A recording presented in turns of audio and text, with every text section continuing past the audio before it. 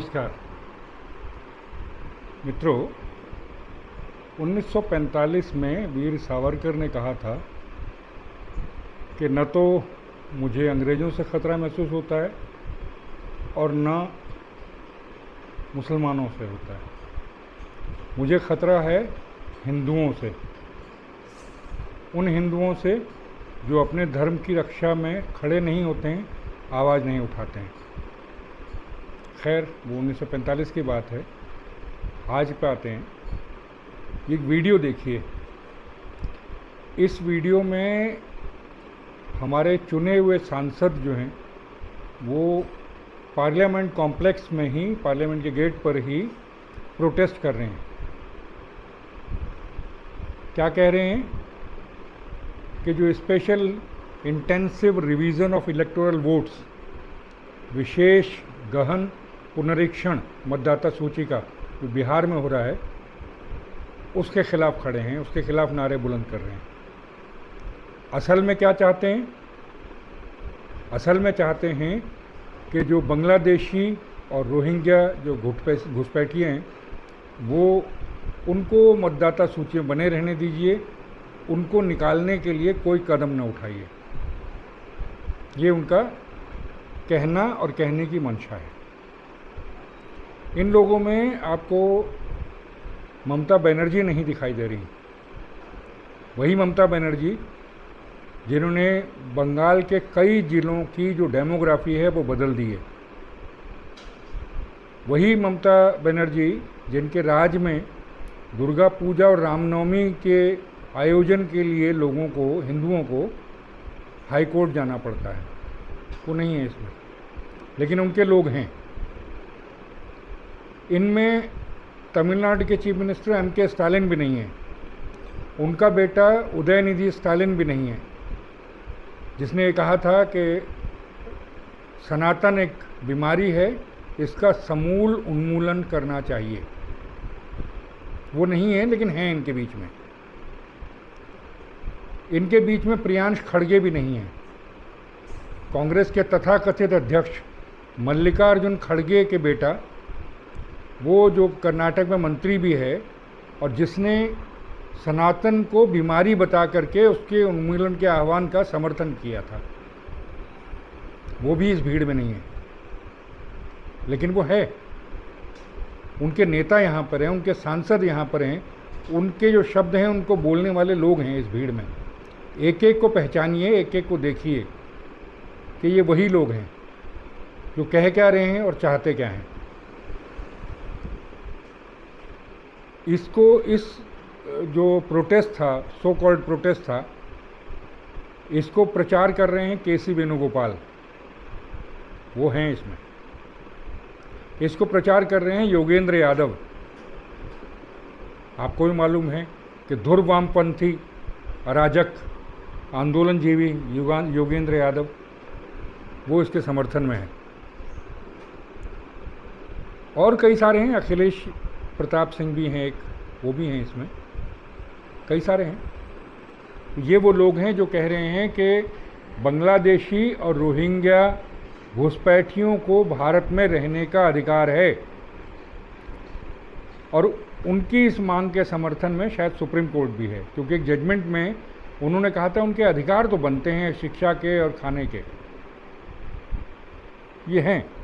ये जो गहन पुनरीक्षण हो रहा है बिहार में, इसके बारे में इलेक्शन कमीशन ऑफ इंडिया ने, चुनाव आयोग ने एक प्रेस रिलीज जारी की है। अभी हालांकि प्रक्रिया चल रही है, 21 लाख से ऊपर मतदाताओं का अभी जो है वो वेरिफिकेशन होना बाकी है। लेकिन अभी जो ताज़ा रिपोर्ट है, जो अभी की जो रिपोर्ट है, उसके हिसाब से 50 लाख से ऊपर लोग इस जो मतदाता सूची है उससे बाहर किए जाएंगे, क्योंकि या तो वो हैं नहीं वहाँ, नॉन एग्जिस्टेंट हैं, या वो बहुत लंबे टाइम से नहीं है यहाँ, या उनके दो जगह या उससे ज़्यादा जगह जो है मतदाता सूची में नाम है। तो ऐसे लोगों की संख्या अभी तक के हिसाब से वो करीब 52 लाख करीब है। अभी 21 लाख लोगों का वेरिफिकेशन और होना है, शायद ये संख्या और बढ़े। और एक्चुअल जो रोहिंग्या और बांग्लादेशी हैं जिनका नाम मतदाता सूची से कटा है या कटेगा, उनकी लिस्ट अभी आनी बाकी है। उसी लिस्ट को रोकने के लिए ये सारे प्रोटेस्ट हो रहे हैं। अब इस मुद्दे को छोड़ के दूसरे मुद्दे पर आते हैं। आपको याद है 2020 में जब ये शुरू हुआ था, कोविड का जो लॉकडाउन शुरू हुआ था, उससे पहले CAA आया था, सिटीजनशिप अमेंडमेंट बिल, जो एक्ट में बदला। NRC नहीं आया था। NRC सुप्रीम कोर्ट के आदेश पर सिर्फ आसाम में तब चल रहा था, बाकी देश के लिए अभी भी NRC नहीं बना है। तो सोनिया गांधी ने आह्वान किया लोगों को कि CAA के अगेंस्ट प्रोटेस्ट के लिए आप सड़क पर आइए। रामलीला मैदान से उन्होंने आह्वान किया और उसके बाद वो शाहीन बाग बना दिल्ली में, और उसके बाद ऑल ओवर इंडिया बहुत सारे शहरों में शाहीन बाग का जो आयोजन हुआ। एक और मुद्दा है जिसकी तरफ मैं ध्यान दिलाना चाहता हूँ इसी क्रम में। इस हफ्ते हाई कोर्ट, जो मुंबई का हाई कोर्ट है, उसने एक जजमेंट दिया। 2006 के मुंबई बम ब्लास्ट में करीब 187 या 189 लोगों की डेथ हुई, 800 से ऊपर लोग घायल हुए। उसमें जो अभियुक्त थे, जो आरोपी थे, उसमें से 5 को, जो लोअर कोर्ट है, जो ट्रायल कोर्ट है, उसने 5 को फांसी दी और 7 को आजीवन कारावास दिया। एक अभियुक्त की डेथ हो गई उस दौरान और एक को उन्होंने बरी कर दिया उसके सबूत के अभाव में। हाई कोर्ट ने जो जजमेंट आई है 21 की मंडे की, जो सोमवार को जजमेंट आई है, उस जजमेंट में उन सब को बरी कर दिया। जो अभियोजन पक्ष है, जो इन्वेस्टिगेटिंग एजेंसीज हैं, उनकी जो कार्यप्रणाली है उस पर सवाल उठाए, उसमें छिद्र खोजे, उसमें गलतियां निकाली और फिर उसको कहा कि नहीं, ये सब दोष मुक्त हैं, उनको जो है छोड़ दिया। अब इसकी जो है सबसे ज़्यादा खुशी किसको हुई? जमीयत उलेमाए हिंद को। जमीयत उलेमाए हिंद का जो प्रेसिडेंट है अरशद मदनी, उसने वो ट्वीट किए लगातार कि बड़ी खुशी की बात है कि ये लोग ये हो गए, बरी हो गए हैं, जो है इस तरह से मुसलमानों को जो है प्रताड़ित किया जाता है और ये इससे जो है कोर्ट ने राहत दी है। मदनी ने ये नहीं बताया कि कोर्ट में, हाई कोर्ट में और लोअर कोर्ट में भी कौन कौन वकील खड़े किए थे और उनको कितनी कितनी फीस दी थी। सिर्फ हाई कोर्ट के एक वकील की बात बताऊं, एक दिल्ली हाई कोर्ट का जज जो बाद में उड़ीसा के चीफ जस्टिस के तौर पर रिटायर हुआ, सुप्रीम कोर्ट का डेजिग्नेटेड सीनियर एडवोकेट है, वो लड़ा इनकी तरफ से, और भी बहुत सारे सीनियर एडवोकेट लड़े हैं उनकी तरफ से, डिफेंस की तरफ से, जिनकी फ़ीस पर अपीयरेंस की कई लाख रुपए है। वो अपीयर हुए मुंबई हाई कोर्ट में। उनकी फ़ीस किसने दी? जमीयत उलेमाए हिंद ने।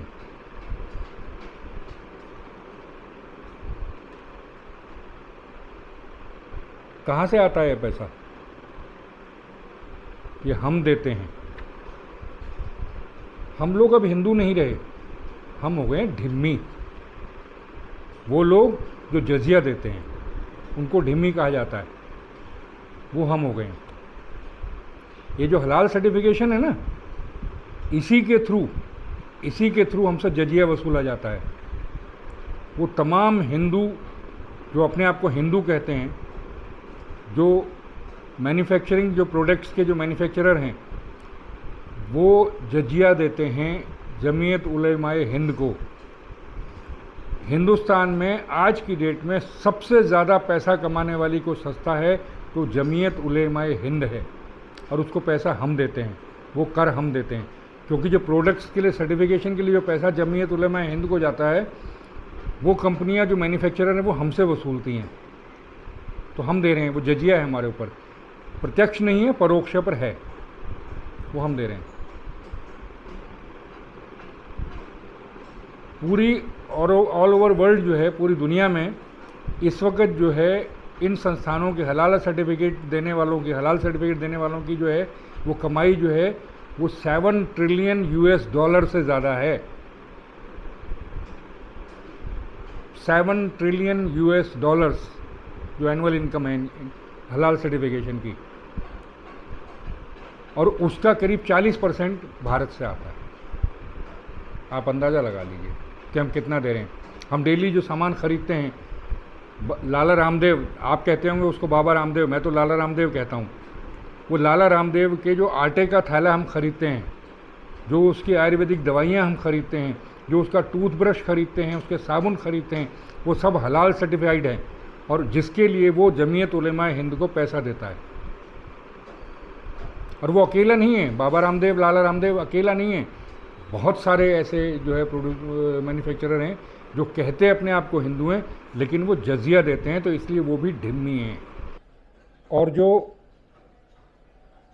पार्लियामेंट के आगे प्रोटेस्ट कर रहे थे, वो प्रोटेस्ट कर रहे थे कि बांग्लादेशी और रोहिंग्या को यहाँ घुसपैठ को मान्यता दे दी जाए, वो भारत के नागरिक हो जाएं, वो उनके लिए वोट करें।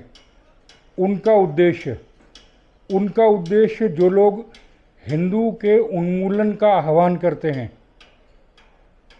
ये एक ही हैं, और ये उनसे साठगांठ किए हुए हैं जो हमसे जजिया वसूलते हैं, जैसे जमीयत उलेमा हिंद या और जो हलाल सर्टिफिकेशन वाली जो संस्थाएं हैं।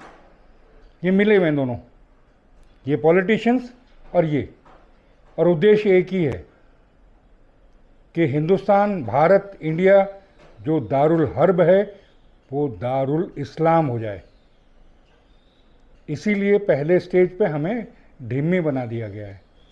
ढिम्मी कहिए ये बना दिया गया है। और हम क्या कर रहे हैं? आराम से बैठे हैं, कुछ सुन नहीं रहे, कुछ देख नहीं रहे, कुछ समझ नहीं रहे, सोए हुए हैं चादर ओढ़ के।